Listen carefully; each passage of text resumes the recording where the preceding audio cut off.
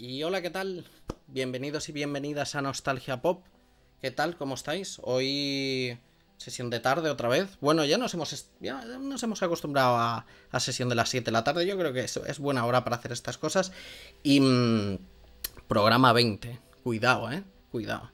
Que lo que empezó así como vamos a probar a ver qué pasa, ha llegado a 20 programas. Estoy preparando un tráiler un poco para el siguiente programa en el que lo estrenaré en el siguiente programa y donde hay trocitos de todos los programas que se han hecho y así un poco celebrar que llevamos 20 programas. Hola a todos los que estáis aquí en el chat, gracias por pasaros. Y nada, lo que os cuento siempre, si queréis hacer comentarios aquí en el chat como están haciendo ya, solo tenéis que darle al botoncito de seguir de aquí abajo.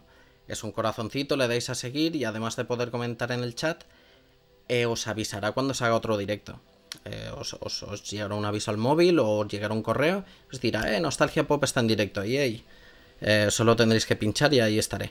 Así que eso, si queréis comentar, si queréis preguntarle al invitado de hoy, que estoy seguro que querréis preguntarle muchas cosas, dale a seguir y lo tenéis, y me hacéis las preguntas en el chat y yo os voy leyendo a ratos. Luego ya sabéis que podéis suscribiros al canal. Ya sabéis lo que significa eso, ¿no? Una suscripción es ayudar a que este canal crezca más, a que me deis un poquito más de recursos, no son muchísimos, pero bueno, es un extra, un apoyo extra. Y si tenéis Amazon Prime, lo podéis hacer gratis, totalmente gratis. Solo tenéis que seguir los pasos de que os da al darle al botón de suscribir que tenéis aquí abajo, que es una estrellita, le dais a suscribir y os podéis suscribir con Prime totalmente gratis y me haréis muy feliz, muy feliz. Cuantas más suscripciones, más feliz. Recordaros a los que os habíais suscrito, las suscripciones caducan al mes, ¿vale? Al mes se os caducan, entonces tenéis que estar al tanto y volver a suscribiros. Podéis hacerlo, eso lo hace más que nada para por si queréis ir cambiando de canal, pero hombre, yo espero que escojáis el mío. Y poco más, no os doy más la chapa con todo esto, ya os lo iré recordando como siempre, y vamos a meternos en harina. En el programa de hoy tenemos a una institución del mundo del juguete que me hace mucha ilusión tenerlo aquí. Y estoy súper contento de que esté porque vamos a aprender un mogollón. Mónica me había pasado su contacto, no sé si recordáis a Mónica del programa de PVC y me habíais insistido muchos en que estuviera aquí. Pues aquí está, he conseguido traerlos, súper contento.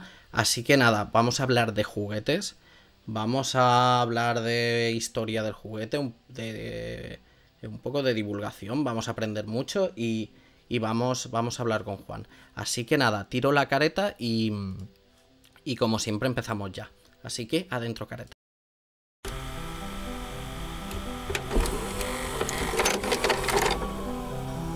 Nostalgia.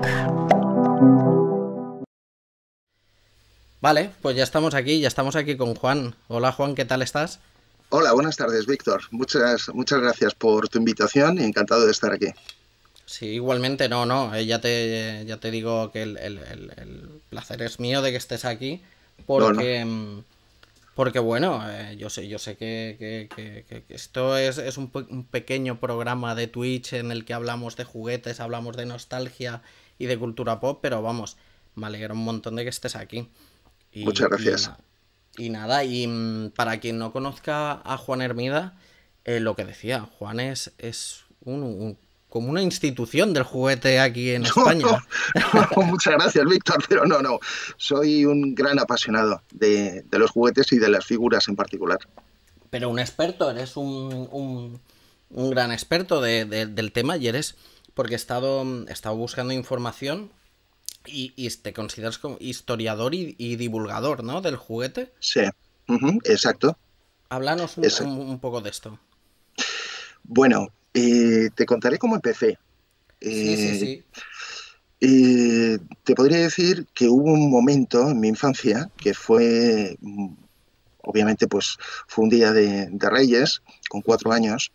en el que descubrí unas figuras. Esas figuras eran las figuras de Historex, de Lastolin. Ya era muy apasionado de las figuras, pero tenían algo particular. Esas figuras son figuras de 40 milímetros, pequeñitas, y de una gran belleza y de una muy particulares.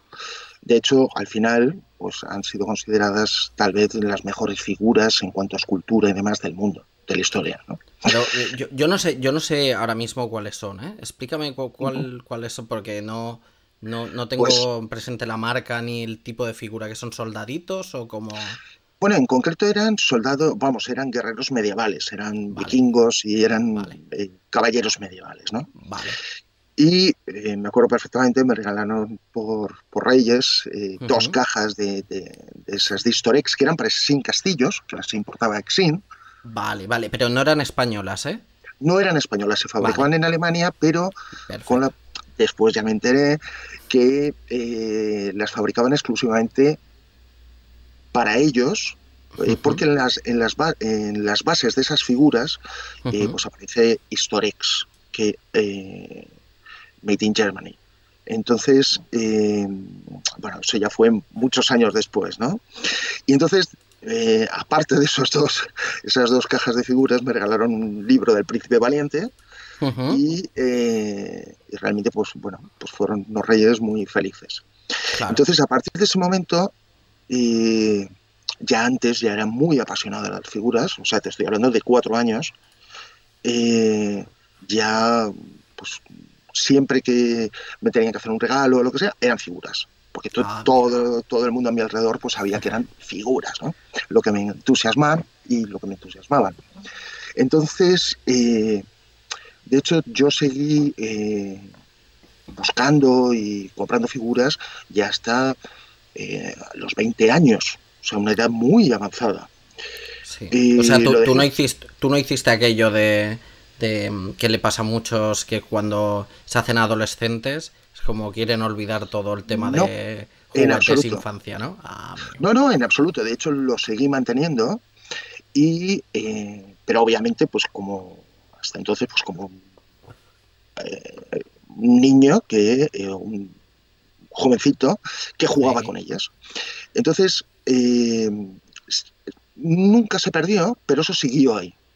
claro. Entonces, por casualidades del destino, al poco tiempo yo tenía una compañía de discos. Yo vengo de la música. Sí, eso es algo que he estado leyendo y te quería preguntar, que cómo pasabas Sí. de una discográfica a de esto, pero sigue Sí, con la no, historia. no, es muy sencillo y además lo vas a entender fácilmente. El tema es que, pues bueno, yo soy muy apasionado y de hecho esas son mis dos grandes pasiones, la música y las figuras o juguetes. Ujú.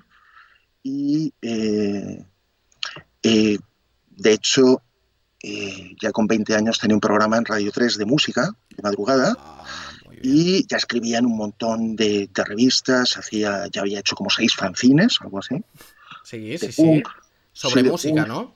sí, de punk Ah, y qué de, y guay. de garaje. Ah, qué De hecho, guay. el programa de Radio 3 era de garaje, Ah, de sí, música de wow. garaje. Pero claro, eso te estoy hablando, tengo 56, pues hace 36 años. Entonces, eh, siempre me he movido mucho, esa es la verdad, en ese sentido. Cuando algo me interesa, pues como soy muy apasionado, pues realmente me vuelco en ello, ¿no? Entonces, con la compañía de discos tuvo mucho éxito Ujú. y era una compañía de rock independiente. Pero era eh, tuya, ¿eh? Era mía, sí, sí. Ah, y Era mía, entonces tenías artistas, yo qué sé, pues tenías un sello que era un estilo, ¿no? sí, Que sí. era Fero Records. tipo... Vale. Realmente tuve dos. Uno primero que se llama Romilar, donde empecé a, a- a manejarme con los artistas y demás.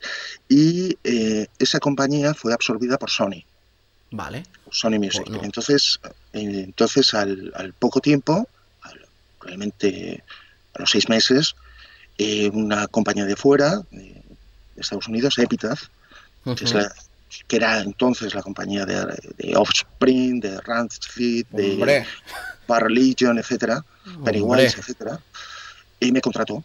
y entonces empecé a llevar el sello en España. Entonces, Madre mía, o sea, tú llevaste a grupos como Offspring y cosas así. sí, sí, claro. Joder, eso es mi adolescencia, ¿eh? O sea, Ya me imagino. mi Pues sí, sí, todo. adolescencia es Green Day, Offspring, Ah, bueno, NoFX y... claro, claro. De hecho, claro, a todos esos grupos les conocí ¡Ah! personalmente. ¿Qué dices? Claro, claro, Green Day, todos esos, claro, por supuesto, porque era el rollo en el que, el tipo de música en el que yo estaba metido. Pero, a ver, Juan, yo sé que esto va de figuritas, pero ahora me Sí. acaba de volar la cabeza, porque, o sea, esto también va de nostalgia y me acabas de tocar directamente al corazón, ¿eh? O sea, Sí, es así. yo Green Day y Offspring, yo, vamos, eran para mí lo más. Claro, de hecho, imagínate, por ejemplo, que es una anécdota que muchas veces me recuerdan, cuando Nirvana actuó en Madrid, éramos Sí, 12. O sea, estaban tocando los tres encima de la mesa de billar del Templo del Gato, que es un garito de Madrid que caben 60, 80, 100 personas como mucho, sí. y se bajó Kurt Cobain a pedir un cigarrillo, porque no tenía ni dinero para comprar tabaco. Entonces, claro, yo viví todo eso, y ese era el tipo de música al que se dirigía mi inmediata compañía. Entonces ahí, con el distribuidor de Epitaph en España, que era Conforte, cerró, porque era una sucursal de otra compañía alemana, perdón, holandesa, Semaphore. Y entonces teníamos tanto éxito que entre los grupos de Romilar y Epitaph me convencieron para crear una segunda compañía de rock independiente que se llamó Cero Records, con Z. Y, Entonces, y en allí Cero, a quien tuviste allí, sí. bueno, seguí con todos, sacamos el siguiente disco de Offspring, todo Uy, Epitaph. Ahí, por ejemplo, descubrí a Sober. hombre. eh, bueno, aparecí un día por la oficina de Baristo de la Polla Records y volví a lanzarlos, y otra vez volvimos a hacer disco de platino con ellos. Madre mía. Eh, bueno, muchísimo, muchísimo. Entonces, Pues, de hecho, muchos artistas que no eran exclusivamente de la compañía venían a la compañía, y donde teníamos una pared, yo sé, como de 25 metros blanca, donde solo firmaban los artistas que venían. Y entonces mucha gente decía, ah, pero Prodigy son tuyos. Y decían, no, no, pero es que estuvieron hace 6 meses. Y entonces, eh, bueno, Marilyn Manson, etcétera, etcétera, muchísimos artistas pasaron por allí. Entonces, esa compañía ya tuvo un éxito enorme, hombre, enorme. te diré, con los Sí, grupos que me estás diciendo. sí, sí, claro, enorme. Y eh, eh, ahí me pasó una cosa, que ahora ya lo enlazo con el tema de las figuras. Que, claro, constantemente venían los artistas a contarme sus problemas económicos, de todo tipo, de celos de otros, en fin, de todo. Y entonces, en casa, de repente, no podía escuchar música, me era imposible. Me era imposible Claro, porque estaba todo el día o en estudios de grabación, o con planes de marketing, o en la radio, o en donde fuese. Entonces, claro, a raíz, bloqueo, a ¿eh? raíz, sí, bloqueo, no podía. Y para mí eso es muy importante en la música. Entonces, lo que pasó fue que de repente vi mis cestos de figuras. Y al menos Claro. esos no me pedían dinero ni nada. Ni te lloraban, ¿no? Ni te decían, ni hablaban de que les Claro, y faltaba entonces, droga o algo así, ¿no? claro, y entonces ahí Claro. volví a retomar el hobby, pero claro, eh, pasaba una cosa, que ya en ese momento las figuras de plástico ya no se vendían en las tiendas, en las jugueterías. Pero Ujú. yo seguía preguntando. ¿De Y qué año entonces, hablamos ahora, Juan? Más o menos. pues podemos estar hablando aproximadamente del 90, Vale, claro. aproximadamente. Claro, claro, Y porque estoy enlazando con Offspring, Green Day, sí, más los 90, ¿no? más o aproximadamente, sí. Vale, Y vale. entonces, en ese momento, pues empecé otra vez. Y entonces, pero ya de otra manera. Ya en ese sentido ya era más una cuestión de no de buscar no una cuestión exclusivamente nostálgica, sino es que realmente me gustaban como eran pequeñas esculturas a modo de Claro. arte, sin ser Ujú. arte, porque obviamente un juguete no tiene ese fin, ¿no? Buah, Pero sí me llamaba muchísimo la atención las esculturas de muchas de las figuras. claro. Entonces, al poco tiempo vendí la compañía y estuve 3 años. Vendí la compañía precisamente por internet, Oh, porque Epitaph me avisó desde los Estados Unidos que era un nuevo canal de comunicación y que se estaba poniendo muy de moda en los Estados Unidos en las universidades. Entonces, a mí siempre me había llamado la atención el fax, esos aparatos la que máquina de fax, teníamos. ¿eh? Exacto. Y entonces que podías mandar un papel.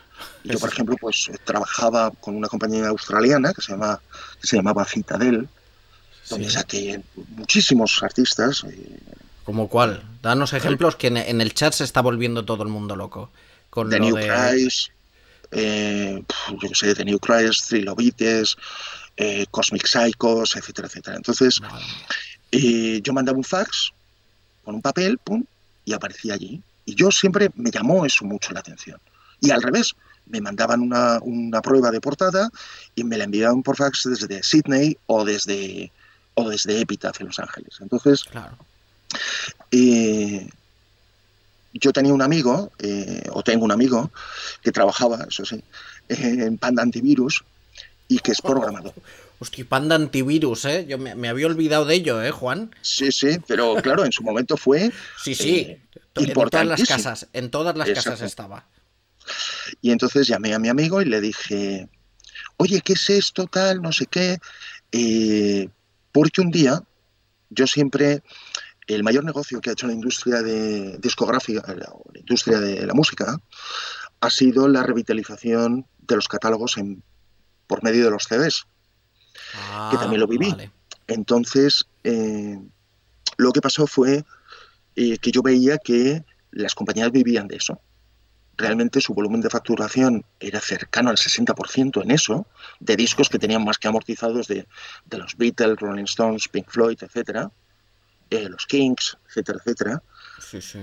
Y se había perdido la esencia. La esencia de la industria discográfica era buscar artistas, como hacía yo, Ujú. y desarrollarlos, que eso lleva un montón de dinero, riesgo, trabajo, Sí. involucración personal, etcétera, Sí, sí. y hacer que ese artista fuese gigante. Ese era el trabajo de la industria discográfica. Pero yo me di cuenta de que realmente vivían de eso. Entonces se habían acomodado y había una parte de las compañías que vendían, por ejemplo, pues el nuevo álbum de Héroes del Silencio en su momento, Sí, sí. pero vivían de los anteriores álbums de Héroes del Silencio. Entonces eh, recibí un día un máster en CD, porque yo siempre decía, estamos comercializando másters al ser copias digitales, ¿no? Ujú. Eh, y además yo estaba muy en contra, te puedo decir, aunque sea todo lo pasado, muy en contra de los precios de los CDs. Yo, por ejemplo, como era un sector alternativo al que yo me dirigía, pues tenía unos PVPs muy bajos, suficientemente rentables, pero muy bajos, porque siempre que se hablaba de eso, no, es que un CD vale tanto ya, pero la gente se olvidaba de lo que costaba un estudio de grabación, de lo que costaba el marketing o incluso de lo que costaban los costes fijos de la compañía, es decir, de los sueldos de la gente Ya. que promocionaban esos artistas. Pero bueno, al margen de eso. Entonces, eh, recibí la máquina vamos, que eso era como... eh, yo cuando empecé con Internet, nadie Ujú. daba servicio en España de Internet. Aún no O sea, estaba aún Teleline ni no Telefónica. existía. No, de hecho te diré, Teleline, Sí. bueno, ahora llegaré a eso. Bueno, Ah, vale, vale. ahora llegaré a eso. Entonces, recibí que me lo mandó Servicom, que fue el Sí. primero que apareció en España para dar ese servicio. Entonces recibí la máquina, que era un router, por Mm. supuesto, vamos, a pedales, junto con un máster. Llegó a la vez. Entonces, yo lo relacioné con esto que te comentaba del fax y dije, esto se ha acabado. así fue. Fue una premonición, llámalo como quieras. Y entonces llamé a mi amigo Víctor, precisamente, que se llama como tú, y le comenté eso. Me dijo, hombre, Juan, pues no sé, déjame que piense sobre ello, porque, joder, tal, tú siempre tan innovador, tan avanzado, tal cual. Y entonces pasó el verano y después del verano me vino, me dijo, Juan, no hay solución. Esto se va a copiar masivamente y no sé ni qué decirte ni qué aconsejarte. ¿Crees que puede haber algún tipo de anticopy? No, no existe. De hecho, es curioso porque ya ahí Vale. hablamos de que en el Ahora, futuro ahora te existirían. sigo, sí, sí, ahora cuando te refieres al máster te refieres a la primera grabación del CD, ¿no? Sí, que te la enviaban desde Estados Unidos o desde el país que fuese, Vale, que era una copia digital. Y vale, entonces, al yo recibir las dos cosas, lo relacioné. claro, claro, Y entonces fue cuando pensé, esto se ha acabado. claro. Entonces, tenía ofertas por la compra de la compañía y en un momento dado una me hizo gracia. Me hizo gracia en el sentido que era pues, una empresa de mi sector alternativo, que era Tiendas Tipo, que Ujú, era, sí. la había formado los antiguos empleados de Discoplay y tenía pues una base de datos de 1 millón de personas en España que compraban música a través de ellos y se dedicaban precisamente a este rollo alternativo y Hombre, colaborábamos mucho con las yo he tiendas. comprado, ¿eh? Yo he comprado en Ah, tiendas tipo, sí, sí, sí. Porque pues eso. me acuerdo que, claro, compré para mi mujer un libro súper alternativo de Sí, Cuchi Romero. Tú claro, imagínate. Y solo lo encontré en tienda tipo. claro. Bueno, pues precisamente por eso, lo que pasa es que me hizo gracia, lo que pasa es que era una tienda. Y entonces pensé, en el pasado había pasado con Draw, que se vio obligada a venderse a Warner porque hubo un boicot de las tiendas, porque originalmente lo compró la cadena de tiendas Madrid Rock, a Draw. Entonces, el resto de las tiendas dijeron que era de la competencia y que no iban a comprar sus discos. Entonces, me pidieron, o llegamos a ese acuerdo, de que yo estuviese al frente durante 3 años sin decir nada. Bien, eso sucedió. De hecho, cuando firmamos, eh, fui muy sincero y llevé un móvil que me había hecho el diseñador eh, sobre... Era simplemente una foto y les dije lo que pensaba que iba a ocurrir. Entonces me la agradecieron mucho porque antes de firmar yo le dije, mira, creo que va a suceder esto, las Ujú. canciones se van a vender a $1, esto va a desaparecer, es un cambio de negocio absoluto y si en la industria discográfica tardó 10 años en tomar la decisión de pasar del vinilo al CD, esto es mucho más rápido y la industria es muy lenta. Entonces, esto va a quedar arrasado. Ellos pensaron que no, me lo dijeron así, me agradecieron mucho que fuese tan sincero, pero tú no obstante estás de acuerdo con las condiciones y tal, y vas a estar 3 años de director y tal. Sí, por supuesto, sí, no hay problema. Al final estuve 4 hasta que nació mi hija. Ujú. Eh, y en esos 3, 4 años vi cómo efectivamente se desmoronaba todo. Totalmente, o Ese sea, tuviste, fue Exacto. certero, sí, sí. Sí, sí. De hecho, ellos colgaron ese papelito, ¿qué te puedo decir? Colgaron ese papelito, esa hoja, junto con esa foto en un marco, porque decían, tuvimos el futuro en nuestras manos y no nos lo creímos. Porque yo les decía que se tenían que regenerar para vender tickets Claro. de espectáculos, ya no solamente de música, sino musicales o teatro o lo que fuese, o etcétera, etcétera. Entonces, justamente en ese momento, cuando nació mi hija, yo les puse esa barrera de no seguir más allá, porque Ujú. además ya era muy complicado. Yo no era exactamente el dueño, había decisiones que yo no compartía Claro. y tenía que ejecutarlas. Entonces, y después, al cabo del tiempo, me decían, tenía razón, digo, ya, pero es que en estos 6 meses, pues este artista pues ya no se siente tan cómodo con nosotros, etcétera, etcétera. Bueno, entonces justamente en ese momento, pues me tomé un periodo sabático. Ujú. Eh, Podía permitírmelo, quería disfrutar del primer año de mi hija. eh, y entonces dio la inmensa casualidad, bueno, me llamó otra compañía para, para reflotarla, con la cual estuve Ujú. colaborando, que era Belter, que había sido una Sí. compañía Hombre. icónica en España, Hombre. pero se había cerrado en unas circunstancias extrañas. Eh, Eso me ayudó mucho en el futuro.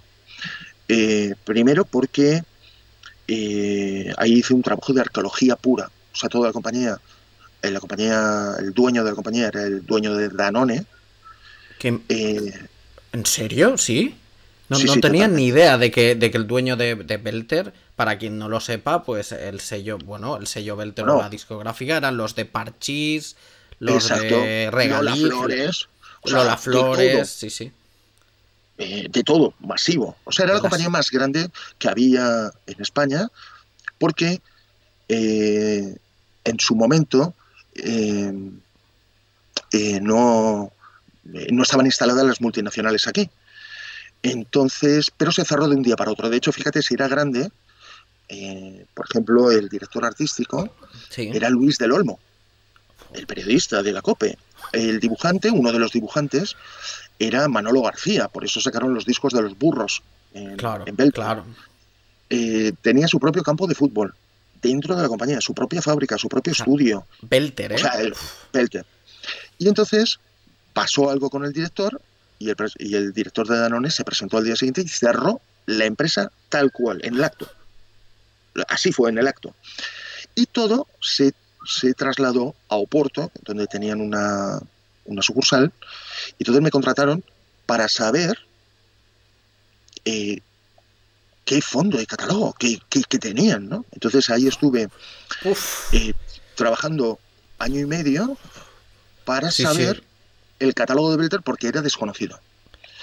Entonces imagínate que cuando abrí la puerta de Oporto, bueno, fue una sensación casi fantasmal porque, claro, la gente se había levantado de la silla, incluso también en Oporto. Entonces las sillas, las máquinas de escribir estaban escritas a media hoja, Madre como que en mía. ese, como que en ese momento se había levantado y había dejado el bolígrafo en la mesa, la hoja que estaba haciendo se había quedado ahí, y lo primero, claro, que te encontraba, además de telarañas y tal, y muchísimo polvo, fue un póster gigante de Parchís que ocupaba, bueno, una puerta.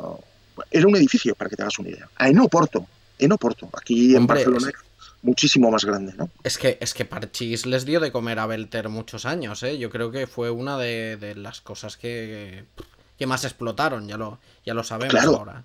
de hecho, su artista superestrella, que fue el primero en alcanzar el millón de copias vendidas, es muy triste, pero es la triste realidad, fue Manolo Escobar, que era suya. Manolo Escobar fue siempre dicen de Mecano, no. El primer artista que vendió 1 millón de copias fue Manolo Escobar, con mi carro y todo esto. Entonces, era un artista, claro, de puro folclore, Sí, sí, sí. bueno. Y entonces, allí en Oporto, pues hice un trabajo arqueológico para saber qué se podía utilizar y qué no. Entonces, pues imagínate que entras en el archivo sonoro que tenían y de repente en tus manos tenías el máster de Led Zeppelin, porque distribuían Atlantic, o de Otis Redding, o de AC/DC, y se te deshacía en la mano, porque se había quedado ahí. Entonces, no, evidentemente no se podía usar.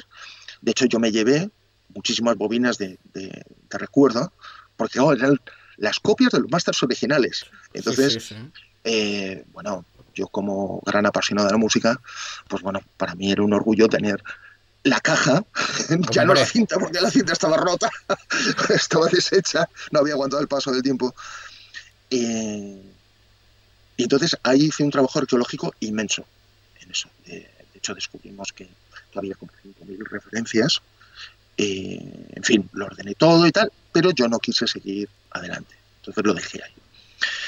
Entonces, no quería seguir en la música porque realmente eh, yo mi visión, que al final siento tener razón, pues eh, les ha llevado a ellos una criba muy grande hasta llegar a la conclusión de vivir de derechos, de sponsoring, de la venta digital, etcétera. Y no quise seguir, esa es la verdad. Me encanta, de hecho, me siento muy halagado porque muchísimos artistas a lo largo de los años, de hecho recientemente, en los últimos meses, pues me han hecho propuestas para volver y para seguir colaborando y trabajando con ellos, pero realmente creo que todavía les queda un poco más, entonces, por desarrollar. Entonces, yo en ese momento volví a las figuras. Entonces, pero fue otra vez otra cosa casual en mi vida.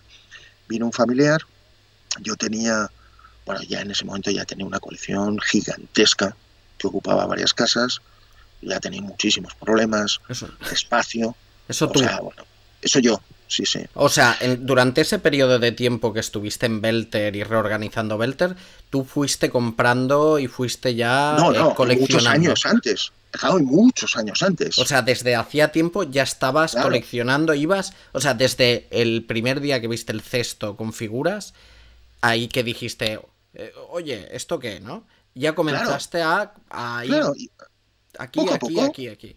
sí, poco a poco, o sea, de repente pues fui a las jugueterías y entonces pues sí, me decían, ah, sí, sí, pues tenemos eh, unas cajas en el sótano, tal, te las vamos a sacar, vente mañana. Y entonces, no, mañana no puedo porque estoy en donde sea. Pero el sábado vengo, vale, pues el sábado, tal. Entonces iba el sábado, pum, y me las llevaba a los Vale. precios de los años 60, 70, eh, y entonces, o 50. Entonces, Claro, porque el coleccionismo de juguetes aún. Bueno, el coleccionismo de juguetes es algo muy moderno, ¿eh? Pero entonces no era algo tan normalizado, ¿no? sí, Podemos decir. exacto, exacto. Entonces, eh, pero yo realmente ahí te puedo decir que, bueno, rápidamente me moví, localicé otros incipientes coleccionistas, pero teníamos tres catálogos, tres catálogos. Entonces fue decisivo esta aparición de este familiar en casa, yo Mm. nunca lo había pensado, porque tenía muy pocas figuras expuestas. Yo, como siempre digo, muchas veces lo que coleccionamos son cajas, donde las metemos, ¿no? Sí, sí, Pero, totalmente. pero dio la inmensa casualidad que en esas pequeñas vitrinas o estantes donde tenía una pequeña colección, nada, insignificante, pero le dio la vuelta a una y venía el número de patente. Y entonces me dijo, Jolín, es un director de patentes y marcas en España.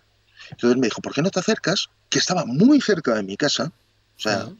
eh, nada, 5 minutos, al lado de Hacienda en la Castellana, ahí es en donde Ujú. estaba, ahora se ha movido a nuevos ministerios, pero bueno, ¿por qué no te acercas el lunes? Y porque me preguntó, bueno, ¿y quién fabricó esto? Y digo, pues mira, no tengo ni idea, porque yo ya para entonces, eh, al contrario que ocurría en Inglaterra, en Alemania, en Francia, estaba que yo compraba muchísimas figuras de todo el mundo, porque me gustan las figuras, pues al final tengo figuras de los países más raros que te puedas imaginar. Pero cuando Entonces, hablamos, Juan, un momento, cuando hablamos de figuras, antes habíamos hablado de soldaditos, indios, sí, vaqueros. eso, Es ese tipo de figurita, ¿eh? ¿La que te es, refieres? sí, exacto. Lo que pasa es que, claro, pues se fabricaron del circo, animales, de Vale, safari, Tarzán, el zorro, yo qué sé, de todo, literalmente vale, de todo. vale, O submarinistas, o sea, de todo. vale. Entonces yo ya coleccionaba muchísimas figuras del extranjero porque ahí estaba muy controlado. O sea, se sabía, porque había catálogos y había los primeros libros las, que se publicaban pues, de eso, del Astolín, como te Ujú, decía antes, de esas figuritas de 40 milímetros que de niño eh, fabricaron para Exin y ujú. para Exin Castillos, de Britains, etcétera, etcétera. Y entonces veía que fuera estaba como muy controlado, pero aquí la producción era masiva, porque a base de no saber las marcas, yo sí la relacionaba por la escultura y por el tipo de base.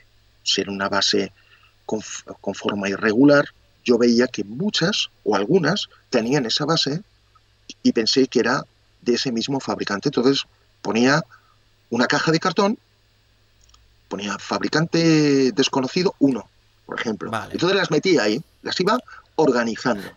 Claro, fuiste tú haciéndote ya un archivo, ¿no? Como un archivándolas por Sí, marca, por... Bueno, sí, marca, sin, pero era sin desconocido. saberla. Exacto. O sea, suponiendo que si no eran suyas, mm, al menos, que eso también es muy interesante, habían compartido el mismo escultor. Vale, vale. Entonces, ese día, te puedo decir, figuras que aparecen con el número de patente solo existen las de esa marca, que te digo que Ujú, es Colón Basté, ujú. que fue el primero que las hizo en 1948, que eran de caucho vulcanizado, o sea, lo que son, por ejemplo, los tapones Sí. de los lavabos. Eso es caucho vulcanizado.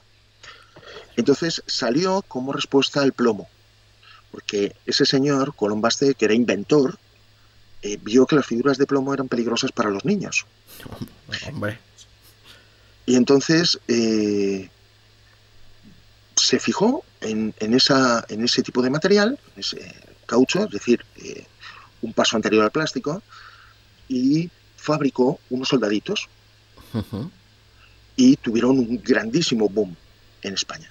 De hecho, este señor hizo eso, hizo también los platos antiestáticos para los giradiscos, porque sabes que los vinilos producen la electricidad estática Sí, y llaman al polvo. Entonces, sí. teniendo esas planchas de caucho vulcanizado, lo repele.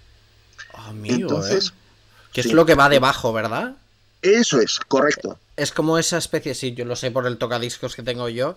Es como ese, vale, vale, vale, ese Como de goma, tapete, ¿no? Ese tapete como exacto, de goma, vale. exacto. Y entonces se hizo eso. Y fíjate, son las únicas figuras que aparece el número de patente. Fue un auténtico milagro que tuviese una figura puesta así y que él le diese la vuelta. Entonces fui. Y entonces, pero claro, me pregunté, ¿quién es fabricante? No tengo ni idea. No lo sé, no sé quién es. Dijo, pero... Entonces me dijo, ¿por qué no te vienes el lunes? Ya que te has tomado este periodo sabático. Ahí ya había nacido mi hija. Yo estaba Ujú. con lo de Belter. eh, y te enteras de quién lo fabricó. Oh, pues me encantaría. Entonces fui y descubrí un universo, literalmente. Y claro, localicé que era ese señor. Ese señor había fallecido, pero vivía su hermana, porque le localicé por las páginas amarillas, por esos libros Sí, sí, enormes, sí. ¿qué tal? Y entonces le localicé así. Y entonces, ella se alegró mucho de que alguien se hubiese acordado de su hermano y me facilitó información de Qué ello. guay.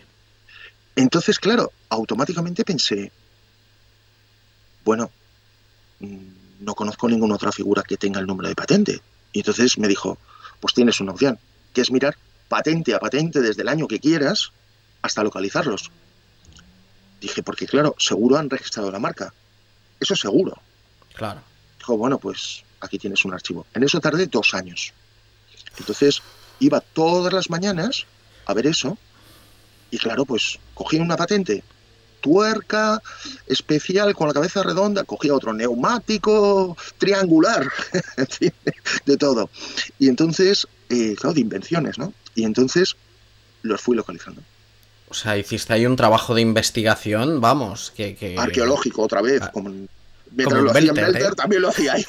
Ahí a la vez, justo a la vez.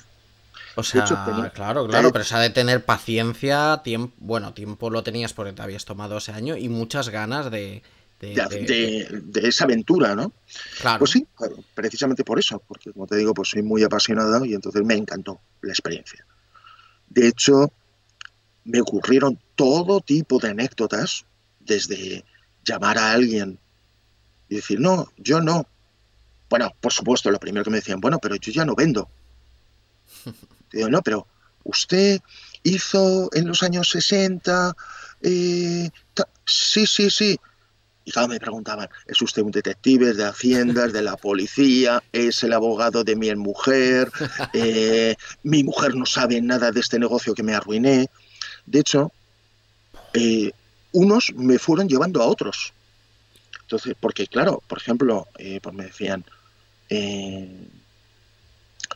eh, oye, ¿ya has hablado? Creo que todavía mi director comercial vive y este es su número de teléfono, aunque hace varios años que no hablo con él. Entonces yo le llamaba y así, conseguí tener un inmenso archivo de documentación.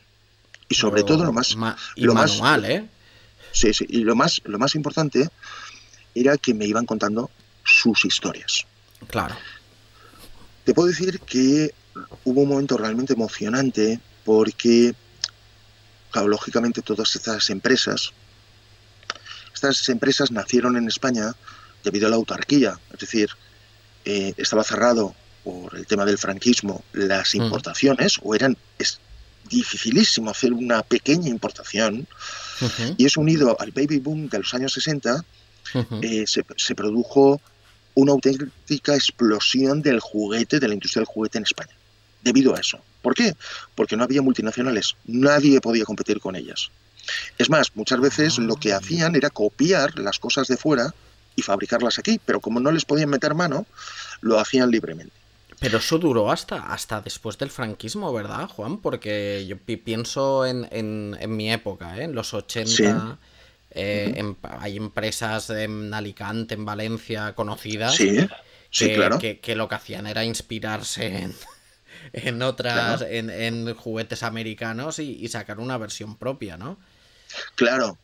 De hecho, te puedo decir que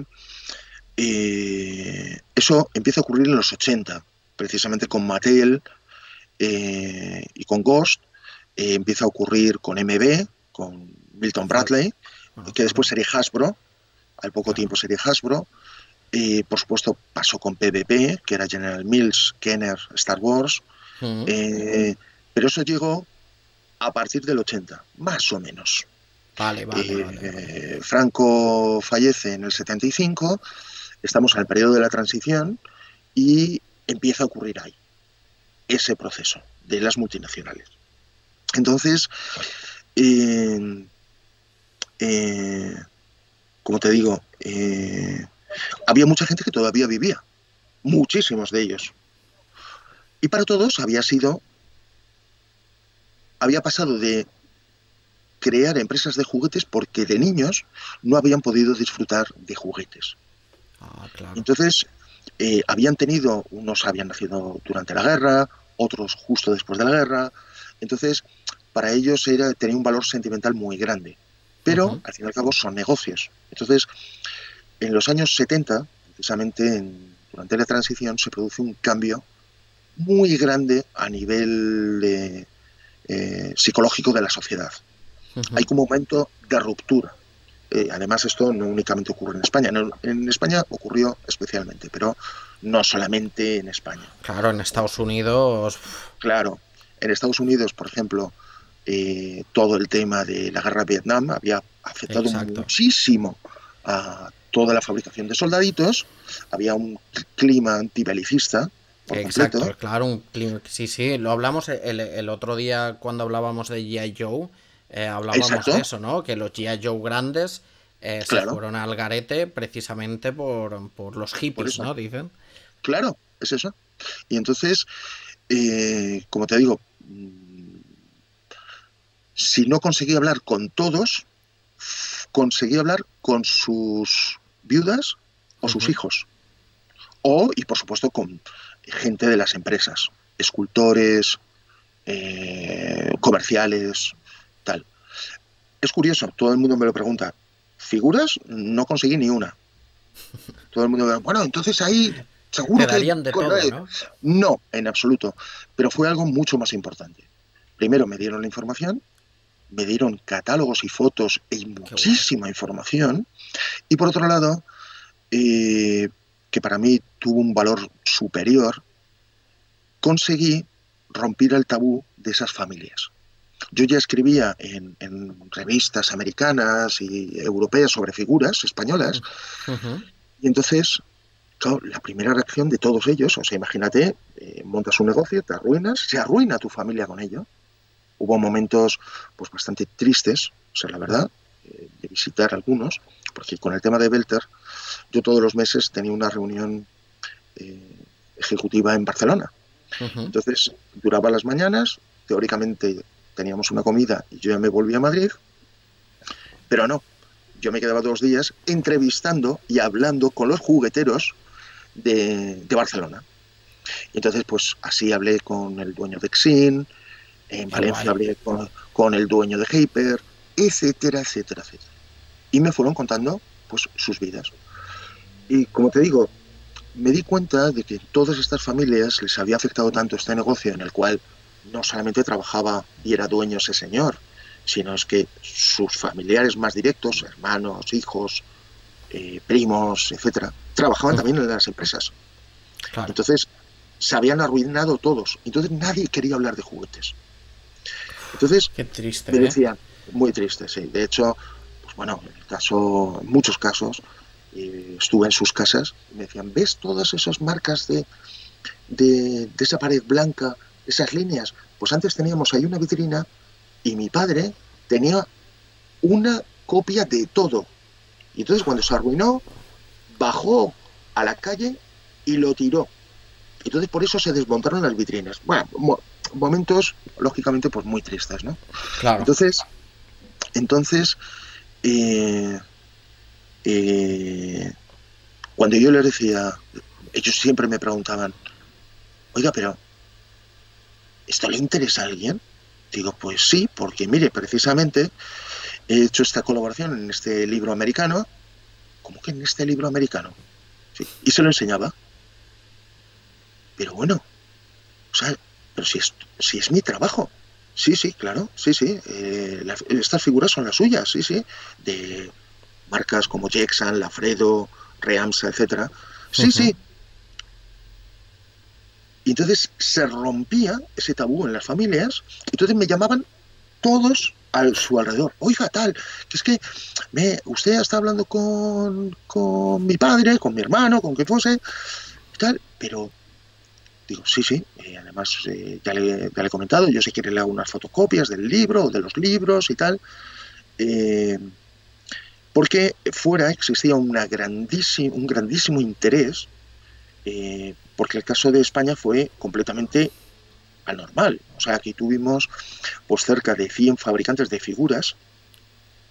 Unos fueron evolucionando, por ejemplo, con Comansi. Claro. Comansi empezó haciendo este tipo de figuras y al Sí. final casi se centró en Yolanda, haciendo figuras de PVC. Sí, sí. Entonces, o unas evolucionaron o desaparecieron. Fue así la situación de estas empresas de juguetes. Otras las absorbieron, las multinacionales, como el caso de Congos, te decía. Ujú.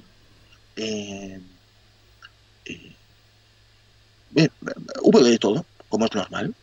Pero claro, multinacionales hay muy pocas. Es Entonces, que yo creo que muy poca gente, o sea, siempre hemos mirado con, digo respecto a la cultura pop, siempre hemos uh-huh, mirado a Estados Unidos, ¿no? A marcas como Mattel, a Hasbro, a Kenner, lo que decías, ¿no? A Playmates y todas estas, uh-huh, pero creo que la gente no es uh-huh. consciente en España de lo importante que fue la industria del juguete en España, porque fue realmente Grandísima, increíble, increíble. Y grandísima. sí, sí, y ahora se ha quedado un reducto, ¿no? Se ha quedado poquita cosa, pero, y muchas empresas, lo que dices tú, ¿no? Empresas familiares.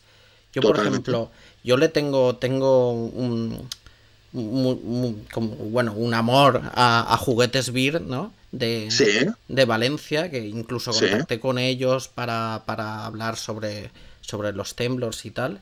Y Uh-huh, tirando del hilo eso, descubrí que era una empresa familiar, que lo uh-huh. hacían todo ellos y que competían con los grandes. Y que ahora Claro, se considera... em, se considera pero como muy coleccionable y que los americanos se vuelven locos por las cosas de juguetes Beer. uh-huh. Tú Sí, imagínate. mira, sí, pero eso se produce por varias circunstancias o varios factores. Uno, efectivamente, la industria del juguete era un sector importantísimo en España. Estaba localizado ya en esa época básicamente en Valencia, Alicante. Claro. Es curioso porque cuando empieza toda la evolución del juguete industrial, empieza realmente en Barcelona, hace 100 años aproximadamente, un poquito más, y sin embargo, después de la Guerra Civil, se empieza a desarrollar con mucha mayor fuerza en Valencia y Alicante. De hecho, especialmente notables por el tema de las muñecas, todo lo que es Exacto. O'Neill. Pero antes ya fue Eevee con Paya Hermanos y con Rico, los juguetes de hojalata litografiados, ¿no? Entonces, eh, era una industria que daba empleo a muchísima gente. O sea, yo de hecho, si vas a O'Neill, en O'Neill, el carnicero, por decirte, trabajaba en Famosa. Pero es que cruzas la calle y el de la papelería, el estanco o el bar había trabajado en muñecas bebé o en la empresa que fuese. Sí, sí, eran Todos eran pueblos, jugueteros. claro, En, pueblos volcados en la en la fabricación de juguetes de la sí, época, sí, sí. sí, además se daba otro factor importantísimo, que la calidad del juguete español es altísima. De hecho, se considera tal vez que sea la más alta que hubo en su momento. Y entonces, esa experiencia que tenían acumulados la utilizaban también cuando vino la segunda fase en los 80 de la fabricación de licencias de juguetes. Entonces hay pequeñas modificaciones que por eso los hacen tan coleccionables. Claro. O incluso también la presentación. O sea, de hecho, se colecciona mucho todo lo que es la presentación de cajas, blasters y demás, precisamente por eso, porque son diferentes, los adaptaron a este mercado. Por otro lado, antes hay otros dos factores importantísimos. Uno, descubrí que eh, eso que yo antes te comentaba de la calidad de las esculturas, realmente lo que había es quien hacía esas esculturas, que era el taller de Castells en Barcelona, era el mayor entidad o empresa de imaginería religiosa en Europa. Uf, qué miquito, Entonces, madre mía.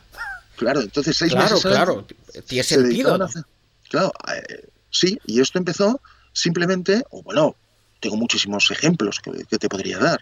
Por ejemplo, aquí el escultor en Madrid, del Alfredo, lo descubrió en un funeral, en un entierro, perdón.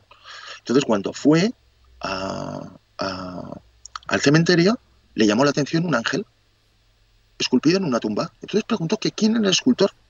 Y entonces le dijo, pues mire, se le voy a dar el número de teléfono a este señor que las hace y tal. Y entonces hablaron con él. Dijeron, bueno, pero usted podría esculpir un indio. Por supuesto, lo que usted quiera. Yo le esculpo lo que usted quiera. Oiga, ya, pero es que yo lo necesito este tamaño para hacer unos moldes. Sí, sí, pues sin problema. Y entonces muchos de ellos eran realmente escultores. Claro, Entonces, claro. claro, tenían por eso eran, a lo largo de los años se habían hecho tan famosas las figuras españolas porque detrás estaban los escultores. Entonces, Claro. los poses de movimiento eran extremadamente realistas y Es de que una tiene, gran calidad. claro, tiene todo Entonces, el sentido, claro. claro, y se produjo además otro factor adicional. Si ya te digo, Castells hacía las figuras de Belén, por ejemplo, son de Sí, sí, Castells, en su inmensa mayoría, que han durado durante décadas. claro. Y si tú las miras, tienen hasta alma, tienen emociones las figuras. Sí, Bueno, sí. pues claro, cuando tú le decías que a Castells hizo incluso la cabeza de Madelman, para que te hagas una idea. O sea, iban 6 meses al año, se dedicaban a hacer imaginería religiosa y 6 meses al año hacían cosas para la industria del juguete. Claro. Desde figuras, cabezas, torsos, arreglaban moldes, etcétera, etcétera. Entonces, eh, había otro factor adicional, que es que había tal trabajo, era tan grande la industria, que se pintaban a mano. Entonces, las pintaban o bien familias, o incluso se organizaban, por ejemplo, con el caso de Comansi, se organizaban por bloques de viviendas. Entonces, Hostia. había un señor que tomaba la iniciativa, iba a las fábricas, recogía las figuras sin pintar y recogía la pintura y entonces, pues los del primer piso, por decirte algo, los del primer piso pintaban la chaqueta de negro, los del segundo piso Hostia. las botas de marrón, los del tercero el pelo. Era así. Pero recolectaba ese señor las figuras y las llevaba a las fábricas y le pagaban. Pero pasaba un test de calidad. Entonces, las figuras que no pasaban ese test no se las pagaban, con lo cual se esforzaban en que Claro. realmente cumpliesen las normas que les habían impuesto estos fabricantes. También, por otro lado, hay que tener en cuenta que este proceso empieza en los 50, el de la pintura de las figuras en las casas, debido al volumen tan gigante que hay. O sea, no era cuestión de tener 12 personas en la fábrica pintando figuras, no, es que no daban abasto, necesitaban cientos de personas. También era una manera de generar dinero en las familias en economía sumergida. Sí, sí, yo he No, conocido gente que ha pintado figuras, ¿eh? exacto, no tenían que su sueldo no estaba controlado por Hacienda ni nada por el estilo. Sí, Y sí. entonces se llevaban un extra que normalmente eso era de cara a Navidad. Entonces conseguían un, una cantidad de dinero y con eso pues podían comprar a su vez juguetes a sus hijos, sus familiares o hacerles los regalos que fuesen, los que Claro, fuesen. además estuve Era un hablando aguinaldo. con... Y estuve hablando con un coleccionista, bueno, aquí de Sí, Barcelona, que hablamos a menudo, que sus padres pintaban y su tía figuritas para Comics Spain, y claro, decían que si se las quedaban, se las dejaban a un precio más barato. O sea, exacto, claro, ellos se pintaban las figuras que luego Comics Spain, pues eso, les dejaban a mitad de precio, creo que era, más o menos. sí, exacto. Sí, de hecho, pues bueno, eso con el tema de las figuras, pero eso pasó en todo, desde los vestidos de las muñecas, que los hacían pueblos enteros. Qué fuerte. Eh, claro, o la manipulación de juguetes para su montaje. O sea, estaban muy involucradas muchas miles de personas, por eso era tan grande el sector. Claro. Entonces, según fue creciendo la natalidad y la economía mejoró en España, eh, pues esos dos factores propiciaron que se convirtiese en una industria gigantesca, realmente gigantesca. O sea, intenta buscar un país de Europa que tuviese no 150 fabricantes, 20. Es que no los hay. Claro. O sea, no, es que no existían, pero sin embargo en España sí. De hecho, eso era muy interesante para los fabricantes de fuera, americanos y demás, porque los sueldos de aquí eran muy bajos. Entonces, automáticamente, una vez se levantan las barreras proteccionistas de todas las industrias, no únicamente pasó en el juguete, pasó en todos los sectores, eh, se instalaron inmediatamente aquí y montaron aquí fábricas para poder vender al resto de Europa. Así, por ejemplo, pues nació el caso de PPP con Kenner y con General Mills y Parker. Entonces, querían aprovechar eso, precisamente, los bajos sueldos que había aquí y la mano de obra súper experta Claro, claro. que la había desarrollado durante décadas. Claro, vamos a hacer una pausa aquí, Juan, que voy a Sí, poner un anuncio, el anuncio propio este cortito, muy bien. y luego seguimos hablando, porque vamos, esto está interesantísimo. La gente aquí está en el chat súper interesada y me dicen que te felicite por el Ah, muchas programa. gracias. Muchas Así que gracias. hacemos Muchas esta gracias a ti. pausa. No, Felicidades a no. ti. Hacemos esta pausita y volvemos ahora mismo. Creo que esto es marihuana. Hola, soy RetroKid. Espero que estéis disfrutando este directo. Solo vengo aquí para recordaros 4 cosas antes de que se me olvide.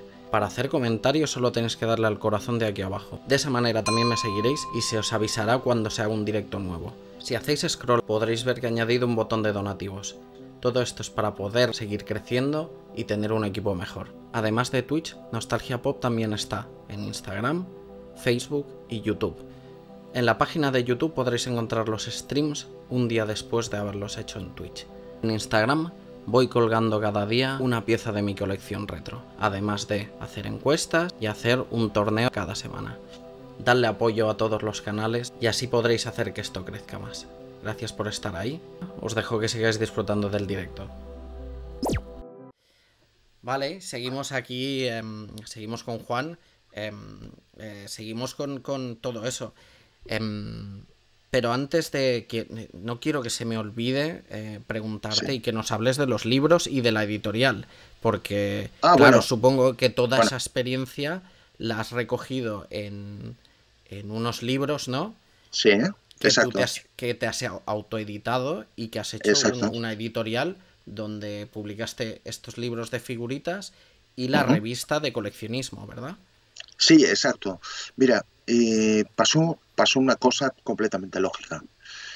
Tenía tal cantidad de documentación que yo ya podía catalogar todas las figuras que se habían producido en España, conocía a los dueños. De hecho, por ejemplo, en el caso de Comansi con las figuras de PVC, es que me mantenían informado, para que te hagas una idea. Oye, Juan, que ahora vamos a sacar, claro, unas me interesaban más, otras menos. Vamos a sacar ahora las figuras de los Lunis. O ha sido un gran... porque claro, al final lo que realmente tuve fue relaciones de amistad con cada uno de ellos. Claro. Ellos, cada uno de estos fabricantes, pues fueron muy agradecidos. Yo fui muy agradecido con todos ellos. Y lo que siempre nos ocurre, yo lo que pretendía era la divulgación, la difusión de eso. Pero mis contribuciones en las revistas de fuera, pues claro, eran muy puntuales. Esa es la verdad. Y entonces, no sé cómo, pero en un momento dado decidí hacer un libro.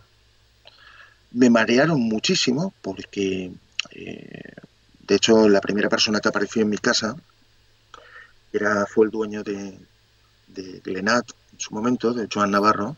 Sí. Claro, y entonces cuando vio las figuras en mi casa de Stereoplas, del Capitán Trueno, el Jabato, Roberto Alcázar y Pedrín, etcétera, etcétera, etcétera, que se quedó en shock. Dijo, bueno, pero si esto es un mito. Digo, sí, mira, esta es la colección entera. Y entonces me dijo, mira, tienes que hacer un libro. Claro. Pero tienes que hacer un libro de Reamsa. Y dije, mira, no solamente de Reamsa, yo quiero hacer un libro para divulgar todos estos conocimientos que tengo y que, porque una cosa que nos pasa a los coleccionistas es que siempre estamos buscando qué se fabricó para buscarlo. Incluso, claro. Catálogos de esos, ¿eh? Exacto. Entonces muchas veces incluso podemos tenerlo, pero no saber ni que pertenece a ese fabricante, ¿no? Por la razón que sea, que pueda tener una escultura diferente, un tamaño diferente, o no fuese pintada, en fin, mil razones, ¿no? Claro. Entonces, hice el libro. Me marearon muchísimo con el libro, que fue el primero que saqué, Historia del soldadito de plástico español. ¿Y lo hiciste con Glenat? No. Vale. Me marearon porque en ese momento salió un libro que fue uno de los primeros libros de nostalgia que salieron, que se llama... bueno, es relativo a los chiripitifláuticos, vale. No me acuerdo. Bueno, entonces, por la razón que sea, me empezaron a llamar, me localizaron y me empezaron a llamar para sacar un libro. Pero todo el mundo quería editar un libro de 200 páginas con 100 fotos. Yo decía, mira, va a ser el primer y último libro seguramente que escriba en mi vida y quiero que realmente sirva para algo. Entonces, nada, me volvieron loco, pero yo seguí haciendo ese libro. Es cierto que ese libro es una especie, lo hice digitalmente en una empresa, en una tienda, porque yo pensé que iba a vender 100, esa es la verdad, ya siendo como muy optimista. Entonces en un pequeño blog que tenía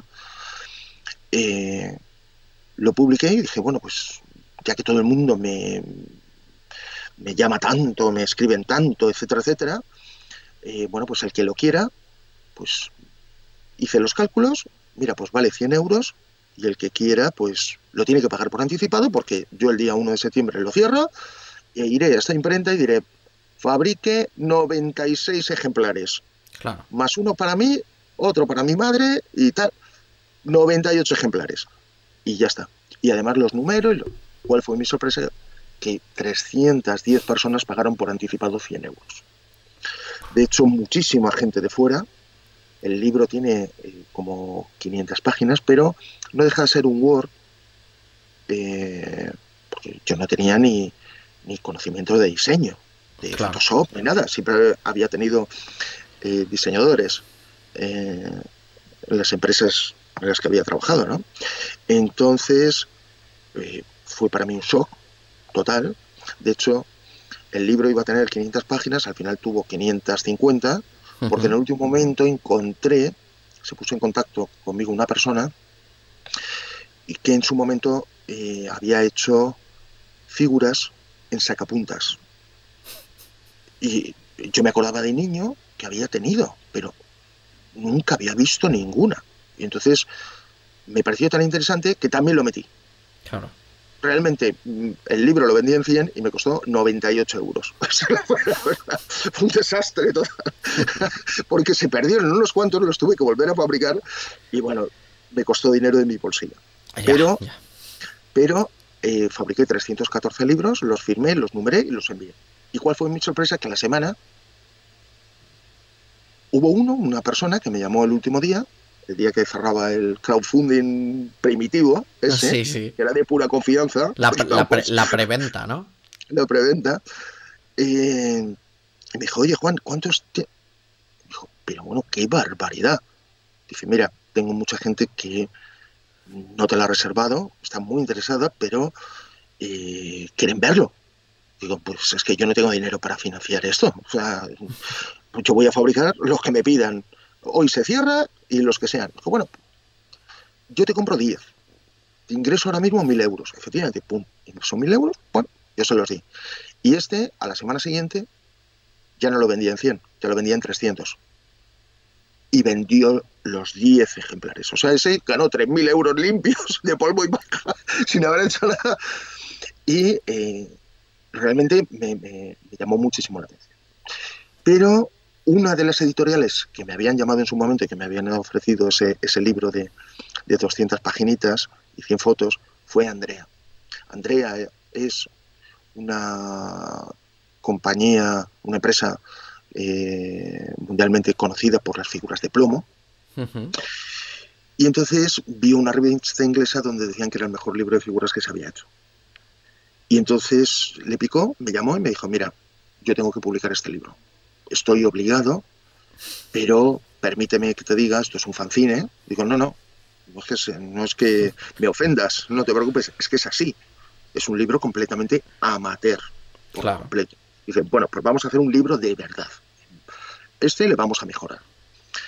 Y entonces, así fue como surgió el segundo libro, que fue Plastic Toy Figures, Made in Spain, que ya tenía 650 páginas, en fin, es un libro de verdad. Yo pagué la versión en castellano y él pagó la impresión de la versión inglesa, porque existen dos versiones. Por eso tienen la misma portada, porque compartimos la portada y por eso se llama en inglés. Claro. Me pareció bien porque no encontraba más título aquí, esa es la verdad. Entonces me pareció un título bueno y así lo hicimos. Entonces hay otra cosa, él sacó el libro, yo me llevé los 300, lo empecé a anunciar y los 300 me duraron un mes. Pero es que a él le duraron un día. Madre mía, ¿eh? En la feria de Nueva York, donde se presentan las novedades editoriales, puso el libro y entre las muchas personas que aparecieron por allí, pues apareció el presidente del Club Vintage de Walt Disney, que eran como 200.000 socios. Entonces abrió el libro con la casualidad de que empezó a ver figuras de Walt Disney que jamás había visto. Y entonces preguntó, bueno, ¿pero cuántos libros tiene usted? 300, es una edición limitada. ¿Y qué vale? Pues no me acuerdo, en dólares, si eran $100 o lo que fuese. Dijo, bueno, pues me llevo los 300. Y entonces le compró los 300, se los pagó y eso se distribuyó por el canal del Club Vintage de Walt Disney y descubrieron pues que en España se habían fabricado cientos de figuras de Walt Disney que ellos desconocían. Entonces, automáticamente el libro se empezó a multiplicar de precio.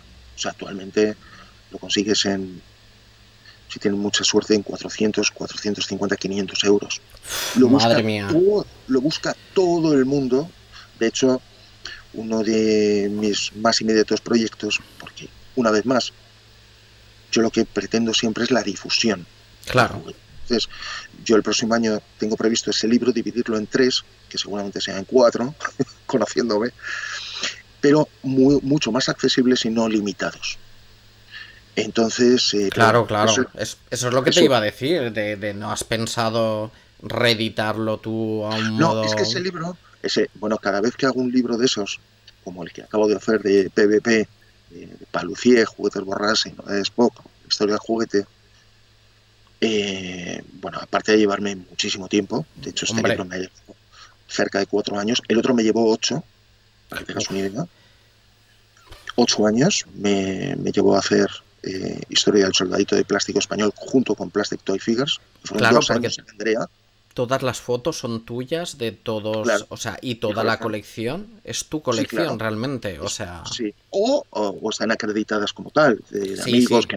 Que me han dejado alguna figura, alguna serie o alguna caja, pero toda la documentación es mía. De hecho, una cosa muy común que me suele ocurrir es que tengo que seleccionar, porque como el fabricante en su momento pues me dio 100 fotos y solo puedo publicar, por decirte algo, 6 fotos, claro, no puedo publicar todo, me es imposible. Claro, entonces, claro. O sea, podría estar haciendo libros, no te voy a decir infinitos, pero unos cuantos, varias docenas. Sí, hombre, de eso, justamente de eso. Sí, o sea, no te digo otras cosas. Sí, tiene que llevar un trabajazo, vamos, porque enorme. Todas las fichas con todas las fotos, madre mía, un además, trabajazo de documentación y... Salvaje, sí, y aparte de eso, como te decía antes, yo siempre busco que sean útiles. O sea, por ejemplo, pues yo siempre pongo en los pies de foto el material con el que está fabricado, plástico, el tamaño 280 milímetros, 60 milímetros, en fin, lo que sea. O sea, siempre que sea identificable. Entonces, claro. Bueno, como te estaba diciendo, pues surgió ese y a raíz de ese ya me empezaron a preguntar por una especie de guía de precios. Entonces hice la guía de precios, es el libro que se llama Figuritas de Juguete, sinceramente es el que menos orgulloso estoy, porque para mí, como digo además en ese libro, varía muchísimo, lo cual es normal. ¿Por qué? Porque una figura, por ejemplo, las de Stereoplast, que te comentaba antes, que fueron las primeras figuras que se hicieron sobre los personajes de Bruguera en España, eran extremadamente raras.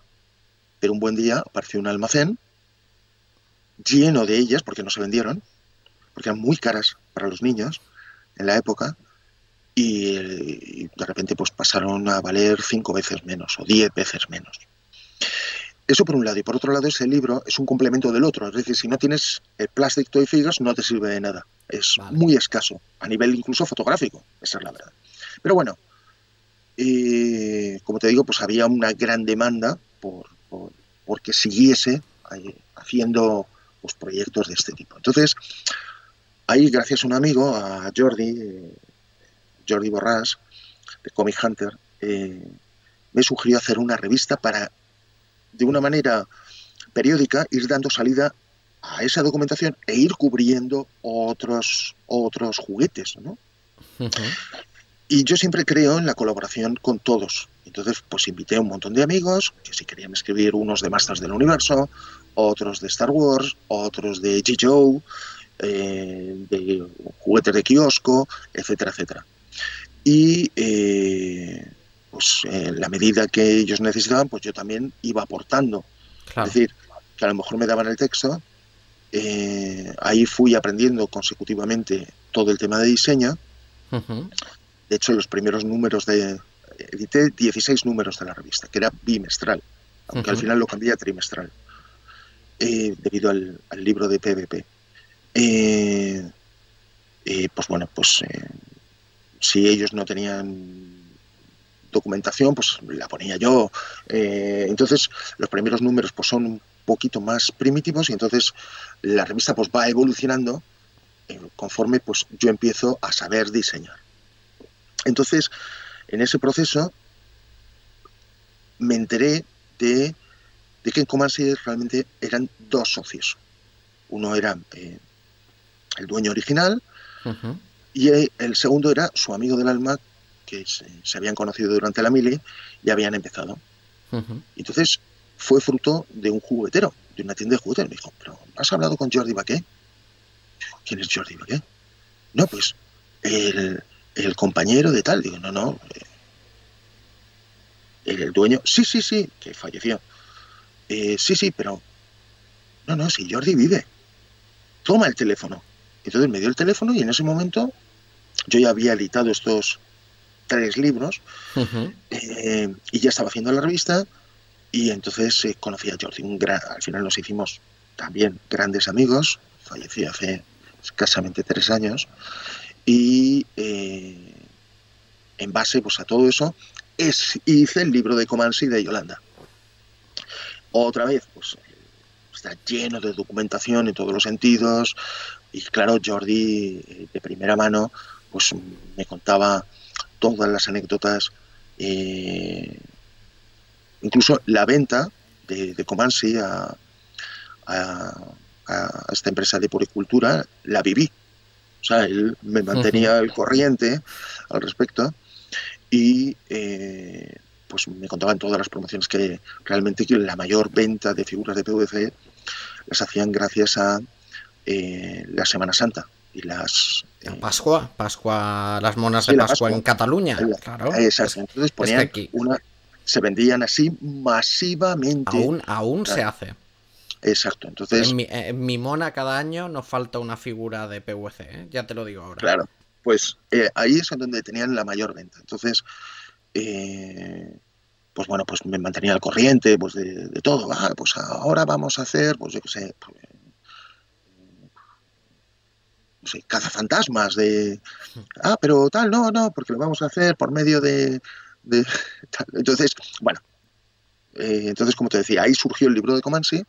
¿Y todo eso está documentado, Juan, en el libro? Sí, claro. Madre mía. ¿Y qué hago yo que no... ¿Qué hago yo que no he leído las figuras de Yolanda? Todas las figuras de Yolanda, todas las de Comanche, todas las cajas de Comanche, todo. El libro está agotado. Juan, el libro está agotado. Eso no puede ser. Acabas de aquí abrir el mundo, expandir tu universo literario y nos has dejado ya huérfanos. No, que va.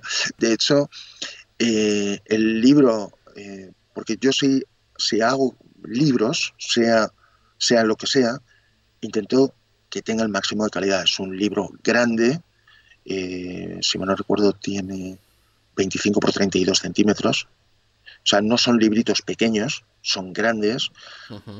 No es que tengan figuras, es que sobresalen las figuras. Ya según lo coges, bueno, ya se van cayendo. Tengo muchos problemas para, como te digo, pues para meter tanta información en 280 páginas, o sea, no te digo más.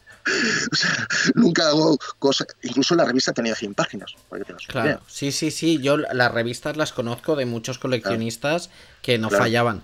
Por aquí ves, preguntan en el chat, ¿habrá reediciones de todo esto? Mira, te cuento. Bueno, y ya por último, ahora hablamos de eso. Vale, sí. Y entonces, ya según... es una de las secciones que tenía en la revista en coleccionismo de juguetes es que siempre metía una entrevista a un juguetero, un juguetero icónico, o sea, por ejemplo, pues, Jaime Ferri de Famosa, y entonces claro, contaba cosas de Nancy que ningún coleccionista jamás había oído, claro, porque era de primera mano, es que era la información de él. Entonces siempre los jugueteros les pasaba una cosa, y de hecho bromeaban mucho con ello. Dice, bueno, me llega una chica y me dice, oye, que si tienes por ahí, aunque sea ya usada, una Nancy negra, tal. Dice, bueno, ¿y qué piensan? Que no se dan cuenta de que yo sé lo que vale por su rareza, porque ya han venido tantas personas a preguntármelo, pero como yo nunca busqué eso, nunca, se abrían por completo a mí, porque además valoraba su trabajo. Entonces, pues tengo relaciones personales con ellos, créeme. O sea, nos felicitamos por Navidad, de repente encuentran un papel, me lo fotocopian y me lo envían, o directamente me lo envían, yo qué sé, de todo. Entonces, eh, eh, ahí, una de las entrevistas que hice fue Antonio Palucía, porque eh, precisamente por PvP y por su implicación en la historia del juguete. Entonces me di cuenta de que su historia, no, a nosotros, los coleccionistas y los apasionados de los juguetes, pues nos habían quedado unas pequeñas hojas de catálogo donde no vienen ni marcas de los juguetes, sino que él aparece como una especie de representante, pero nada más. Entonces yo ya sabía por todos los jugueteros de que habían tenido una valiosísima importancia dentro del sector, y entonces le propuse hacer un libro sobre el caso suyo. Entonces, porque realmente ellos fueron, de hecho su bisabuelo fue el que empezó, en realidad, con todo el tema, es liderando el sector de juguetes instructivos, que es como tuvo un boom el juguete, porque no era exclusivamente lúdico, sino que servía para desarrollar habilidades manuales, escribir, pensar, imaginar, contar, sumar, y entonces se le dio una importancia muy grande. Y su bisabuelo fue uno de los primeros fabricantes del juguete instructivo, y a raíz de ahí se generó, generación tras generación, una familia de jugueteros. Cada uno de sus hijos, y a su vez de sus hijos, se dedicaban a su empresa, al juguete. Entonces me pareció muy interesante la unión de estas tres empresas que habían compartido Mecano y que habían compartido... al final Palucía se desarrolló como un representante de marcas de juguetes Borrás básicamente a juegos de mesa e instructivos, y Novedades POC a juguetes instructivos y fabricar Mecano para Palucía, que tenía la representación en España. Entonces me entusiasmó tanto el proyecto, porque era realmente hablar de la historia del juguete, porque claro, por sus manos pues pasaron desde Mecano, por supuesto, los Teners Horby, Dinky Toys, por Borrás todos los juegos de Parker, los juegos de Spear Games, DMB, y Novedades POC, a su vez, con las figuras de Mego, Star Wars. Me pareció tan interesante contar la historia de las tres familias que al final se unieron en esta empresa, por eso se llama PvP, que son las iniciales de los tres, de Palucía, de Borrás y de POC. Me pareció tan interesante que me volqué. Entonces este último libro, que salió la edición de lujo en enero, iba a salir en Navidad, pero fue imposible por todo el tema de la pandemia. De hecho, cogimos el COVID allí en la imprenta y hubo que parar la fabricación porque hubo que desinfectar todos, en fin, claro. fue tal, pero bueno. Y precisamente la versión económica del libro, que lo he cambiado de título porque tiene su propia personalidad, de hecho lo he rediseñado entero, a un solo libro que va a valer 49,95, sale en noviembre, ya está en imprenta esta semana, precisamente, y lo anuncio mañana, precisamente. O sea, tienes una exclusiva total. Exclusiva. ¿Y dónde lo podemos...? Ese es un libro que tiene distribución normal. Vale. Estará en, pues por ejemplo, en Barcelona, pues desde Freaks, Tannhauser, Retro Toys. Claro, en Retro Toys y todas este tipo de tienda, ¿no? Sí, pero bueno, sí. Piensa que la gente compra online mucho, o sea... En Amazon. Perfecto, o sea... ¿Y se llamará, has dicho? Se llama, comparte la misma portada, pero tiene el fondo ligeramente amarillo, y se llama, en vez de ser la historia del juguete, se llama Del Mecano y Monopoly a Star Wars. Y, bueno. porque el Monopoly es precisamente otro de los juegos míticos y sí representa perfectamente un juguete que empezó a primeros de siglo, que es el Mecano, Claro. Monopoly, que sería los años 60, 50, 60, 70, y Star Wars 70, 80. Pues... Entonces, pues, bueno, como te decía, este es el planteamiento. Entonces, en ese proceso, ya al final me absorbió tanto tiempo este libro, porque claro, en la versión de lujo, que es casi enciclopédico, tiene 1.200 páginas, tiene 6.000 fotos inéditas que nunca se han visto de Star Wars ni de Mego aquí en España, etcétera, etcétera. Ha tenido una dimensión, o de Walt Disney. Ujú. De hecho, a raíz de esto he recibido muchísimas propuestas, por ejemplo, de editoriales como Taschen, para hacer un libro que no voy a hacer, por cierto, pero eh, pues debido a todo este archivo tan gigantesco que acumulo, ¿no?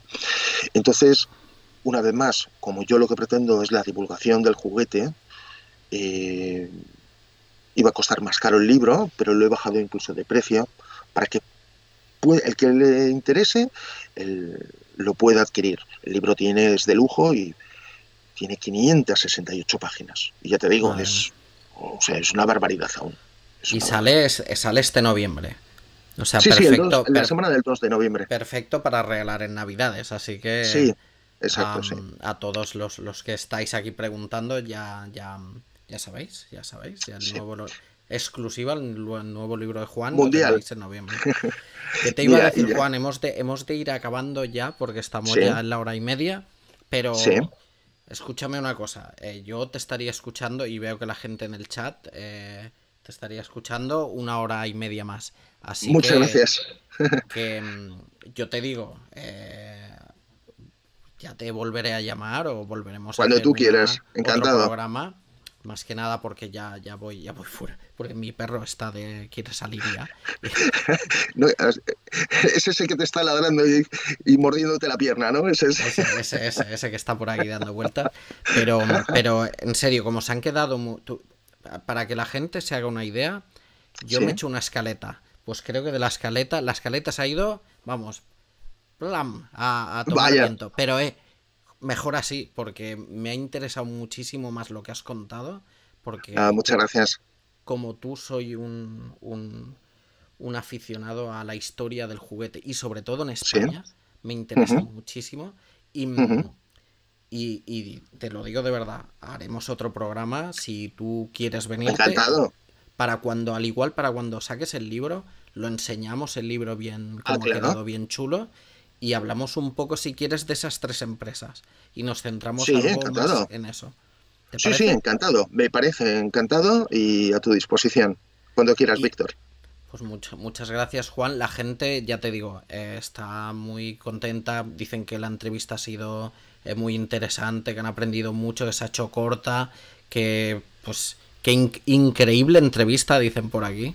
Así Bueno, muchas gracias. que de entrevista poco ha habido, porque aquí Juan ha hablado más que yo. Yo he podido Vaya, hacer cuñita lo como he siento podido. No, no, no, no, por no, el no. monólogo, entonces. No, no, no, no, no, no. Yo te digo que lo que has explicado es oro y para los que nos gusta este mundo ha sido increíble. O sea Muchísimas gracias. que eso, muchas gracias Juan por venirte hoy. Te volverás en noviembre seguro, ya te lo digo ahora. Encantado. Siempre que quieras. Y el resto de la gente que habéis estado aquí, gracias por estar como siempre. Si os gusta este canal, si os gusta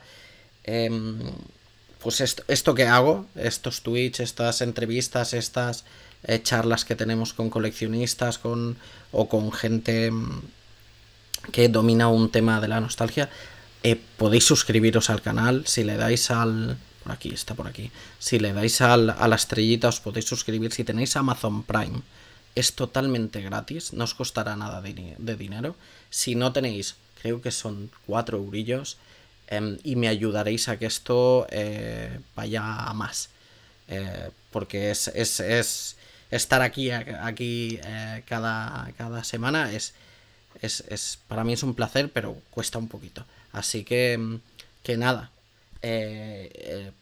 Si os suscribís me hacéis un poquito más feliz. Y nada, anuncio, domingo tenemos programazo también. O sea, si lo de Juan os ha gustado, domingo tenemos programa, porque por fin se va a hablar de un tema que me habéis pedido muchos, y es de Masters del Universo.